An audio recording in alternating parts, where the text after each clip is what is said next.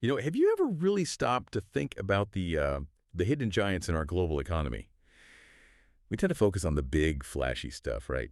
Yeah. Tech, usually. But sometimes it's these, critical, almost invisible components, the ones tied directly to our safety every day that actually drive these enormous industries.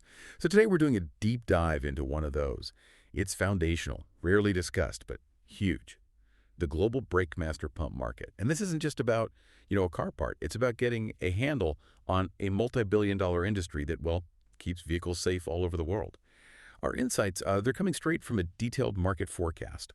It's revenue analysis from cognitive market research. We've got really precise data to work with here. Our goal, really, our mission for you listening, is to give you a shortcut, help you get really well informed about the specific vital market. We're going to pull out the most important bits of knowledge, maybe uncover some surprising facts, and help you grasp what these big numbers actually mean. So let's just start with the basics. How big is this market globally? It's pretty staggering when you look at it. It really speaks to how essential this part is. So, the global brake master pump market back in 2021, it generated over $3.48 billion in sales revenue. And what's really striking is how steady it is. It's projected to climb to nearly $4.22 billion by 2025. And then looking further out, it's forecasted to expand quite a bit more, heading towards over $6.18 billion by 2033. That represents really remarkably steady growth. It's a compound annual growth rate, or a CAGR, of about 4.9%. Wow, okay, $6 billion. Over $6 billion for a component. Most drivers, they probably never think about it unless something goes wrong. That's incredible. But that kind of growth, that 4.9%, it can't be the same everywhere across the globe, right? What does that number really tell us? And where's the real action? Which regions are powering this? Yeah, that 4.9% CAGR, it's actually really crucial. It tells us this isn't some volatile market, boom and bust. It's stable, predictable growth. And for manufacturers, for investors, that kind of steady, almost 5% expansion year after year, it signals a healthy, reliable industry. Now, when we start to unpack where this growth is happening, the most striking thing is probably Asia Pacific. It really leads the market. Back in 2021, that region generated nearly $1.24 billion. And by 2033, it's projected to almost double. We're talking over $2.36 billion. And this region, it also boasts the highest regional ZGR. It's a pretty robust 5.551%. Okay, 5.5% CDR. That's definitely higher than the global average. So here's where it gets really interesting for me. What exactly is making Asia Pacific such a powerhouse for these brake master pumps? Is it just like more new cars being sold, or is there something else going on? It's definitely more than just new car sales. I mean, that's a huge part of it, obviously. But the explosive growth in Asia Pacific comes down to a few key things. There's the sheer volume of vehicle manufacturing, especially in places like China and India, but it's also the increasing adoption of more advanced safety features, even in, entry-level cars. Think about how ABS anti-lock brakes and ESC electronic stability control have become more common in cars across these emerging markets. Those systems, they rely heavily on sophisticated brake master pumps. So within Asia Pacific, China is, predictably, the dominant player. It accounted for over $414 million in 2021, and that's expected to hit over $806 million by 2033. But keep an eye on India. Its market is projected to more than double, going from about $125 million to over $272 million. Japan is still a really significant contributor too, from over $202 million up to nearly $360 million.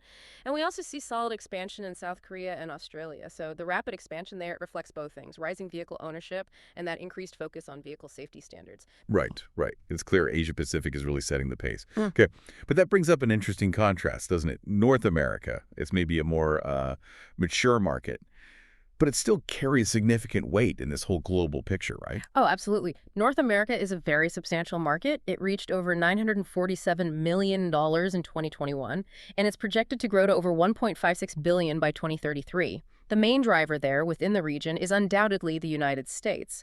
The U.S. represents, roughly 2/3 of the entire North American market. It accounted for over $766 million in 2021, and that's forecasted to reach nearly $1.25 billion by 2033. Canada chipped in over $114 million, projected to grow to over $203 million, and Mexico followed with over $66 million, expected to hit over $112 million by 2033. Now, unlike Asia Pacific, where, new vehicle sales are such a huge driver, North America's growth is also significantly influenced by its massive existing fleet of vehicles, what we often call the vehicle park. So there's a big demand there for replacement parts, for upgrades. This audio was created with podcastle.ai. The vehicle park. So there's a big demand there for replacement parts, for upgrades. The aftermarket is key. Oh, okay, the vehicle park. That makes sense. And speaking of established markets with large vehicle fleets, let's jump across the Atlantic. Europe. That region has such a strong, deep history in the auto industry. How does that show up in the brake master pump market? Europe certainly maintains a robust presence, no question. Its market value was nearly $760 million in 2021, and it's projected to reach over 1.27 billion by 2033. This steady growth, it reflects not just the region's strong manufacturing base, but also that continuous demand for maintenance, for replacements within its very substantial existing vehicle fleet. Like North America, if we break it down by country, Germany is the largest market in Europe. It's growing from over 152 million to nearly 275 million. France is also significant, moving from over 106 million to over 158 million. The UK, that's over 85 million, growing to over 151 million. And then you've got countries like Italy and Spain also showing pretty significant contributions. So Europe's market, while it's not growing quite as explosively fast as Asia Pacific, it demonstrates this highly stable, very predictable demand, and that's bolstered by strict safety regulations too, which often mandate more advanced braking systems. Makes sense. Okay, stable and established. Now, let's shift gears a bit. South America. It's a region we often hear about for its emerging economic opportunities.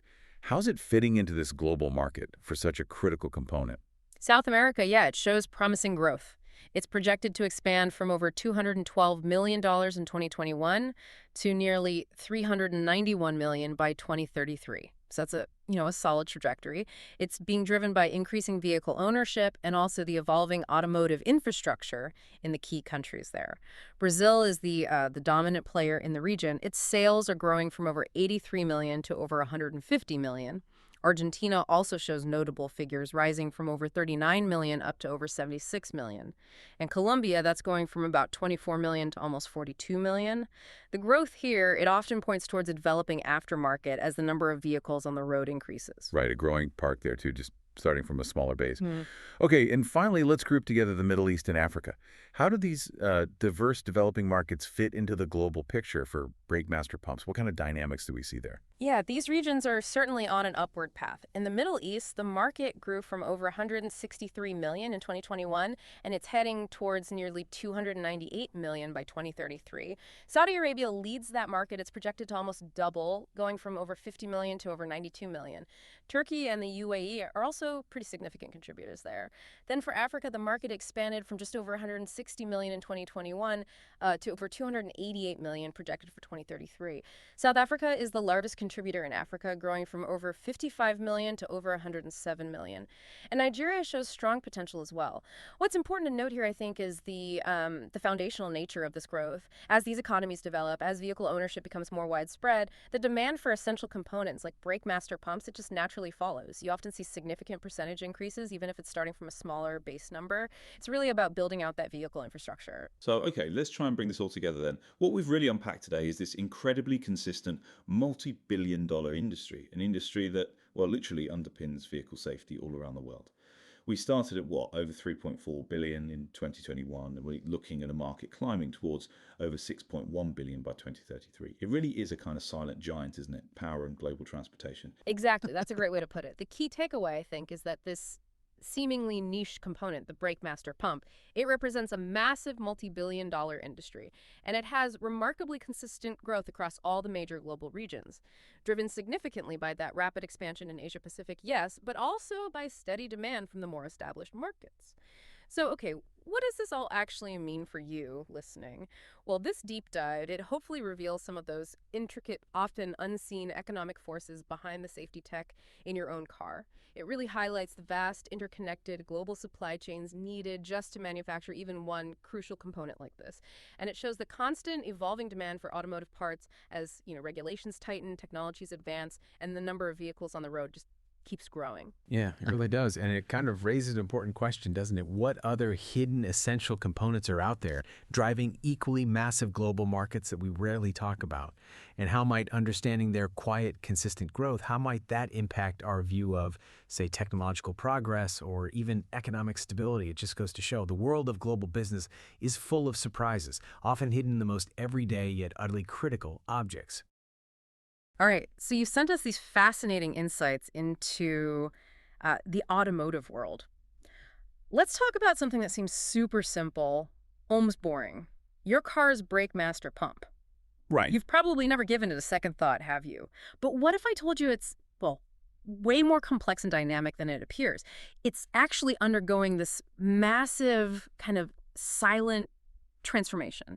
Mhm. Okay, let's unpack this. Yeah, that's exactly our mission today in this deep dive. We want to pull back the curtain a bit and explore the key drivers, the major roadblocks and the top emerging trends shaping this brake master pump market. And we're using the industry analyses you provided, right? Some really sharp stuff in there. Exactly, drawing direct insights from those sources. Okay, good. So consider this your express lane, your shortcut to getting really well informed about a crucial and surprisingly fast-moving part of the auto industry. Precisely. Now, here's where it gets really interesting. You might think, okay, brake master pump, it's a mature technology, maybe even a bit, stagnant. That's the common perception. Yeah. But the data tells a totally different story. This market is actually accelerating. So what are the hidden forces really powering that growth? What makes this seemingly simple part so, well, dynamic? It's insightful how several often overlooked things are coming together. First off, just basic global automotive production. Okay, more cars, more pumps. Exactly. Especially in rapidly expanding emerging markets. Think places like Asia. The sheer volume of new cars hitting the road there creates this huge foundational demand. Right, sometimes it's just about the number. This audio was created with podcastle.ai. Road there creates this huge foundational demand. Right, sometimes it's just about the numbers. It often is. That volume can sometimes outweigh even the flashiest innovations in shaping the market size. Then you had tightening vehicle safety regulations all around the world. Ah, the safety aspect. Definitely. Stricter rules are pushing automakers to adopt more advanced high-performance braking systems.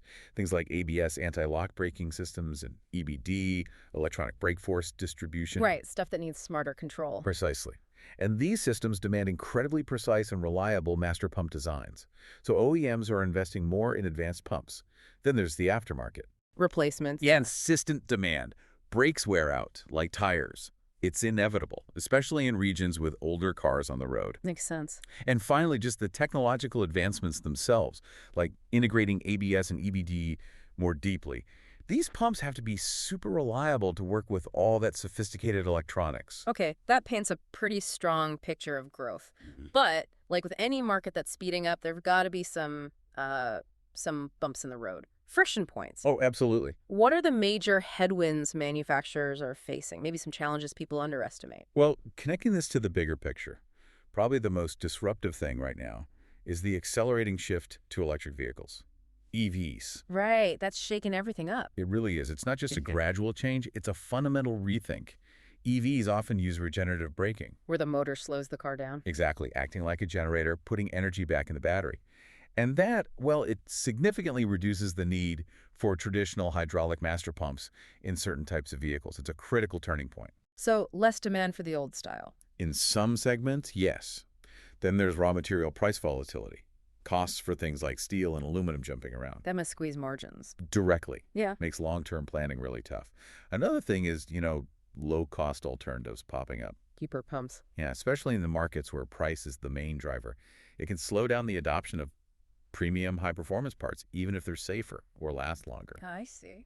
And lastly, just the sheer complexity of modern braking systems, integrating them with ADAS advanced driver assistance systems. Like automatic emergency braking. Exactly.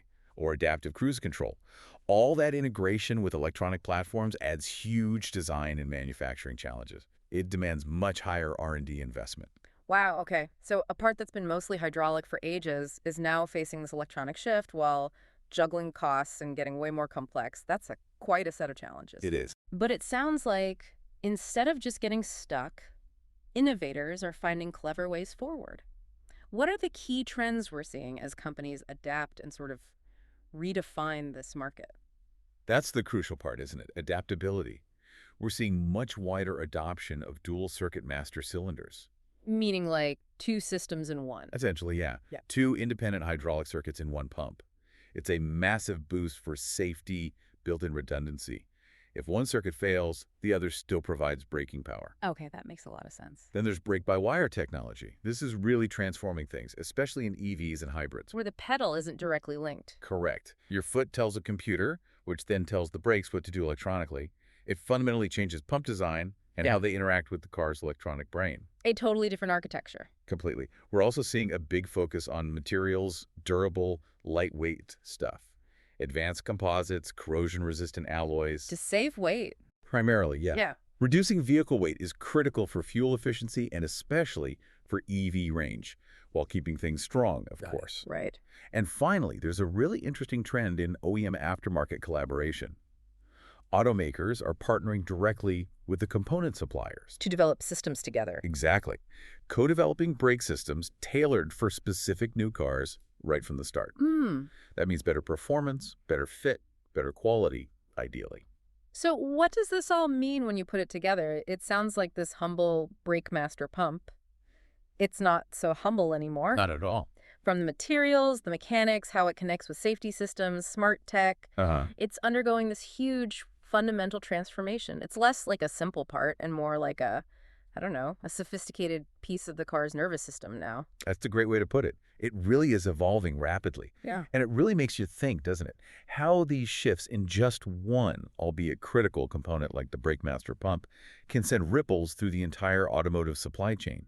How do these focused innovations in individual parts ultimately end up shaping the future of vehicle design itself? What new possibilities does that unlock for us, for drivers, down the road? It's definitely something fascinating to consider as cars keep changing. This audio was created with Podcastle.ai.